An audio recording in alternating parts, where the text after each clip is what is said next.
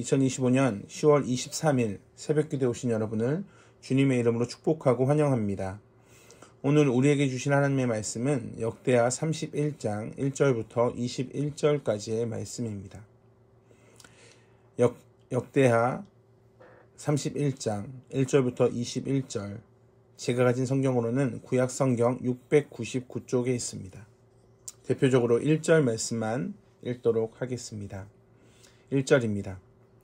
이 모든 일이 끝남에 거기에 있는 이스라엘 무리가 나가서 유다 여러 성읍에 이르러 주상들을 깨뜨리며 아세라 목상들을 찍으며 유다와 베냐민과 에브라임과 므낫세 온 땅의 산당들과 제단들을 제거하여 없애고 이스라엘 모든 자손이 각각 자기들의 본성 기업으로 돌아갔더라.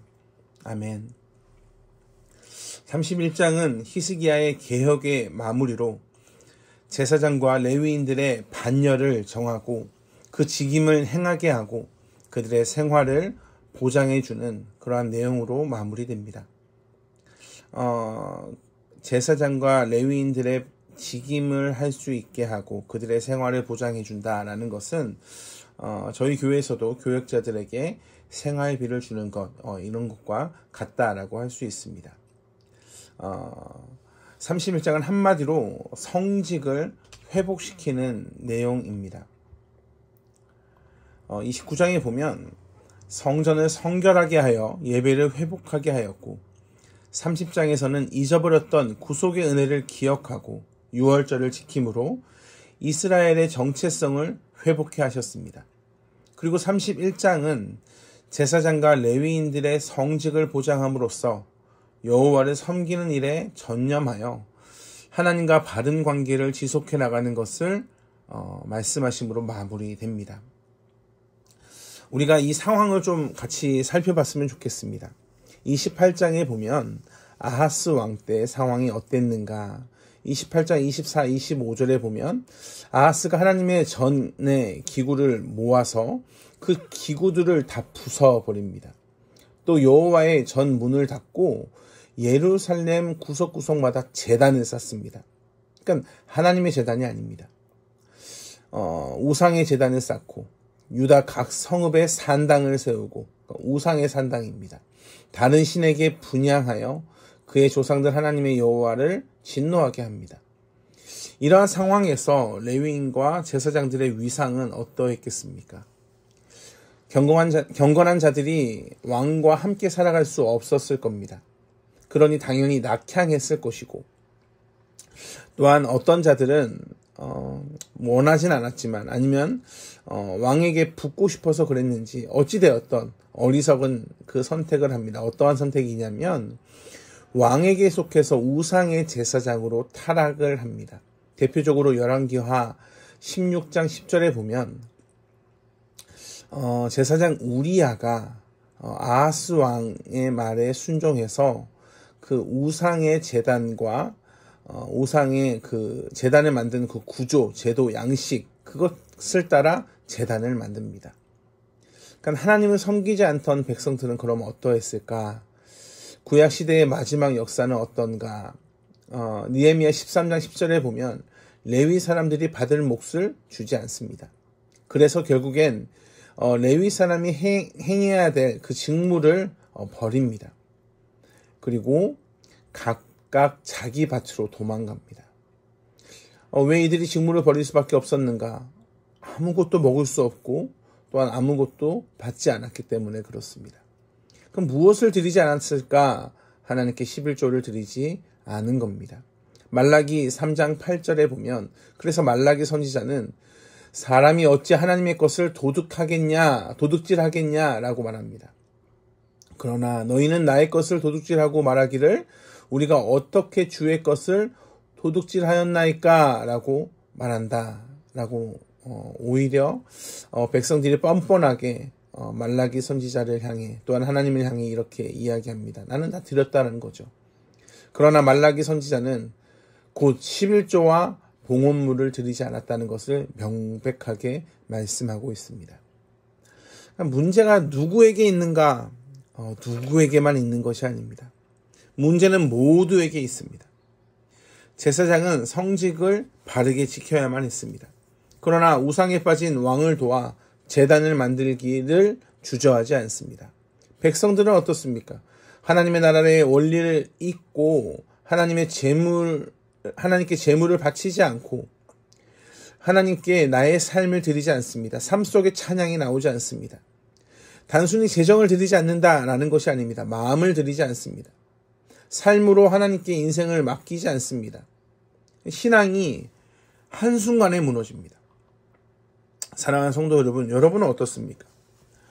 여러분의 인생을 보면 그 신앙이 처음과 끝이 한결같이 지속되는 것이 쉽습니까? 그렇지 않습니다.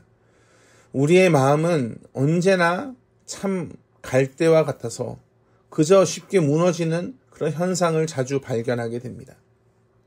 1절의 말씀에 보면 6월절의 행사가 끝난 겁니다. 그들이 은혜를 받았습니다. 은혜를 받은 그들이 이스라엘의 무리들이 나가서 주상들을 깨트립니다. 아세라 목상을 찍습니다. 그러니까 즉 온 땅에 있는 산당들과 제단들을 제거하고 있는 겁니다. 하나님께서 30장에 그토록 말씀하셨던 돌아와라 돌아와라 라는 그 말씀에 예배로 반응하고 또한 삶으로 답하고 있습니다. 6월절에 참여해서 은혜를 받았습니다. 그냥 집으로 돌아가는가? 아니요. 그냥 집으로 돌아가지 않습니다. 결단하고 실천에 옮기고 있습니다. 그런데 중요한 것은 에브라임과 므낫세 사람들도 여기에 참여하고 있습니다. 억지로 참여했습니까? 아니요. 자발적인 순종을 합니다. 이전에는 잘못했지만 돌아온 후에 변한 삶으로 살아냅니다. 세례 요한이 외쳤던 회개에 합당한 열매를 맺어라 라고 외쳤던 그 열매를 지금 맺고 있습니다. 제사장들도 직임을 바르게 행하고 있습니다. 번제와 화목제를 드립니다. 여호와의 위장문 앞에서 섬기며 감사하고 찬송을 합니다. 4절에 보면 어떻게 이것을 할 수 있는가라는 것을 알게 됩니다. 왜냐하면 4절에 보면 그들이 이 업무를 전념할 수 있도록 왕이 보장을 해주고 있기 때문에 그렇습니다. 근데 왕이 명령했다고 해서 백성들이 순종하지 않을 수도 있는데 백성들은 이 명령에 순종합니다. 7절을 보면 셋째 달에 그 더미들을 쌓기 시작해서 일곱째 달에 마친지라라고 말씀합니다. 즉 이 말씀은 셋째 달 초실절, 즉 첫 이삭을 드렸던 오순절, 초신절을 의미합니다. 그리고 7월에 수장절, 즉 초막절이 있습니다. 그러니까 첫 수확부터 추수가 완료되는 초막절까지 하나님의 백성들은 하나님께 받은 그 은혜를 만족하게 먹고 하나님께 드리고 있습니다. 백성들의 자발적인 마음으로 하나님께 돌아오면서 헌물과 11조를 드립니다. 하나님은 하나님의 백성들의 마음을 받으십니다. 9절에 보니까 히스기야가 놀랍니다. 무엇을 보고 놀라냐면 쌓인 더미를 보고 놀라서 묻습니다. 그러자 10절에 백성들이 예물을 여호와의 전에 드리기를 시작함으로부터 우리가 만족하게 먹었으나 남은 것이 많으니 이는 여호와께서 그의 백성에게 복을 주셨습니다. 그 남은 것이 이렇게 많이 쌓였나이다. 하나님께서 돌아온 백성들에게 현실의 삶의 풍요를 허락하고 계십니다. 사랑하는 성도 여러분, 히스기야의 종교개혁은 단순히 예배의 회복을 뛰어넘습니다. 삶의 회복을 의미합니다. 백성들은 모든 것의 주관자 되시는 하나님께 첫 예물과 마지막 예물을 드림으로 나의 시작과 끝이 하나님께 달려있다라는 믿음의 고백을 합니다. 제사장들은 다른 신을 섬기지 않고 오직 여호와만 섬깁니다. 우리가 30장의 말씀을 보지 않았습니까? 하나님의 복음을 전하고 예배하자, 돌아오자 라고 얘기했을 때 조롱했던 자들이 30장에 있었습니다. 그러나 31장에서 그들의 조롱을 찾아볼 수가 없습니다. 왜냐하면 하나님이 현실의 하나님이시기 때문에 그렇습니다. 하나님이 역전하셨습니다. 오늘 우리의 삶에도 하나님은 역전을 허락하실 겁니다. 오직 하나님께 달려 있습니다. 사랑하는 성도 여러분, 여러분의 인생을 처음부터 끝까지 하나님께 맡길 때 하나님은 만족하게 먹었으나 남는 것이 많은 은혜를 허락하실 겁니다. 오늘 또 기대함으로 하나님의 은혜를 풍성하게 누리시고 하나님의 복음의 인생을 살아내시길 주님의 이름으로 축복합니다. 기도하겠습니다. 사랑과 은혜가 풍성하신 아버지 하나님, 우리가 아버지의 품으로 돌아가길 간절히 소망합니다. 아버지의 품이 아니면 다른 길이 없음을 믿음으로 고백합니다. 세상은 자꾸 다른 품이 더 좋다, 세상이 더 옳다라고 우리를 계속 현혹합니다. 그러나 아버지의 품으로 돌아가서 아버지께서 주시는 그 놀라운 은혜, 누르고 흔드는 그 은혜, 만족하게 먹으나 남는 것이 맞는 은혜를 누리게 하여 주시옵소서. 감사합니다. 사랑이 많으신 예수 그리스도의 이름으로 기도합니다. 아멘. 우리 주 예수 그리스도의 은혜와 하나님의 풍성하신 사랑과 성령 하나님의 언제나 동행하시는 은혜가 오늘도 역전하시는 하나님을 신뢰하며 믿음으로 순종하겠습니다.